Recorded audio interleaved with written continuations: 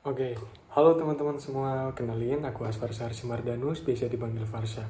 Nah, di sini aku mau ngejelasin terkait dengan apa sih itu transformasi digital dan peran AI. Perlu teman-teman tahu di era sekarang ini, teknologi berkembang sangat cepat. Dan salah satu teknologi yang paling berpengaruh adalah Artificial Intelligence atau AI, yang akhir-akhir ini itu selalu digaung-gaungkan sama wakil presiden kita nih, Bapak Gibran Rakabuming Raka. Nah, tapi apa sih sebenarnya peran AI dalam transformasi digital ini dan bagaimana teknologi ini bisa membantu perusahaan atau beberapa sektor seperti rumah sakit, bahkan lembaga keuangan untuk bekerja lebih efisien dan inovatif. Nah, pada kesempatan ini aku mau bahas terkait hal itu, teman-teman. Kemudian, apa sih itu transformasi digital dan peran AI? Nah, transformasi digital ini bukan cuma soal pindah ke sistem online atau pakai aplikasi modern. Hal ini merupakan proses menyeluruh yang mengubah cara organisasi atau suatu perusahaan itu bekerja dan memberikan layanan. Tetapi kecerdasan buatan ini menjadi salah satu motor utama dari proses ini, teman-teman.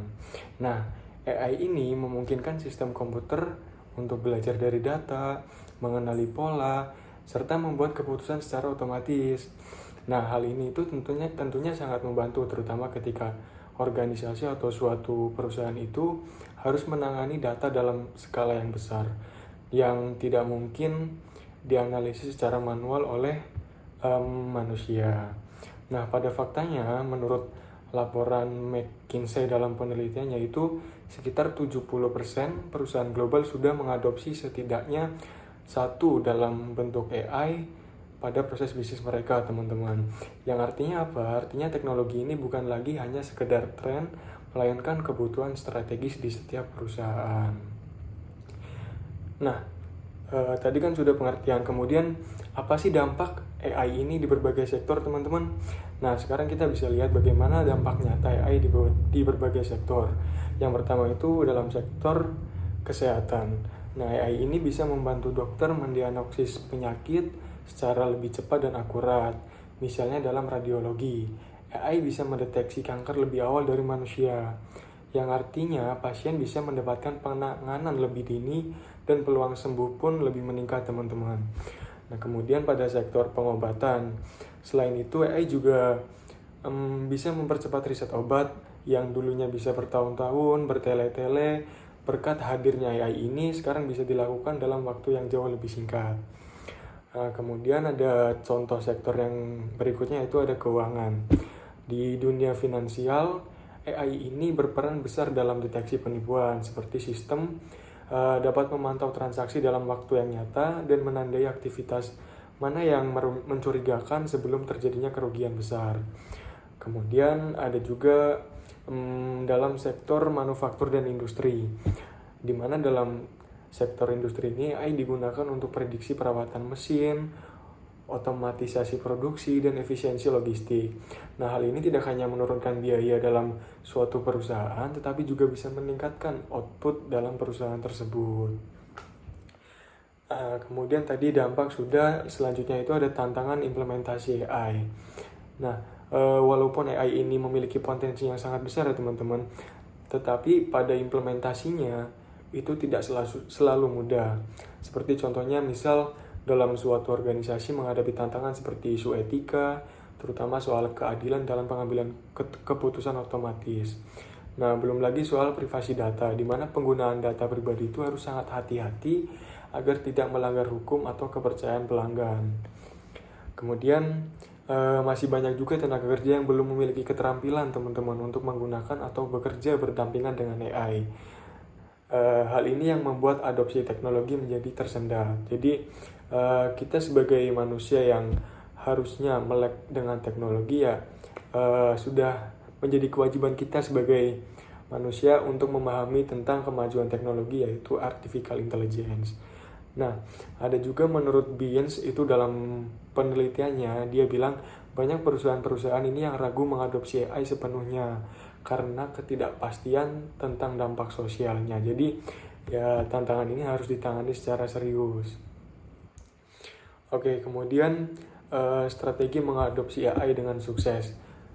Lalu, bagaimana sih agar organisasi bisa sukses mengadopsi AI?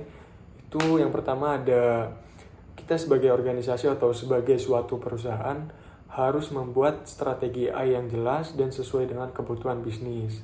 Seperti misal dalam sektor kesehatan kita harus ada mesin atau AI yang emang berfokus pada bidang kesehatan. Kemudian latih dan siapkan karyawan dalam suatu organisasi atau perusahaan untuk menggunakan AI, bukan menggantikan mereka. Jadi seperti yang saya sudah bilang tadi, AI itu tidak menggantikan manusia, tapi kita sebagai manusia harus memahami cara memakai AI dengan benar.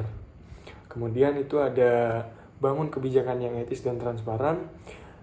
Dan yang terakhir itu adalah melakukan evaluasi dan perbaikan berkala. Seperti AI ini kan otomatisasi ya, yang dimana AI ini butuh suatu evaluasi dan perbaikan berkala. Nah, organisasi yang memiliki pendekatan terencana cenderung itu lebih sukses, teman-teman.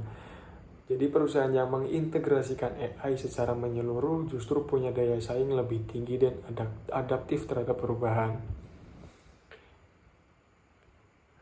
Nah, pada pembahasan tadi itu jadi jelas bahwa kecerdasan buatan atau artificial intelligence adalah alat yang luar biasa untuk mendorong transformasi digital. Tapi seperti alat lainnya, keberhasilan tergantung pada bagaimana kita menggunakannya sebagai manusia.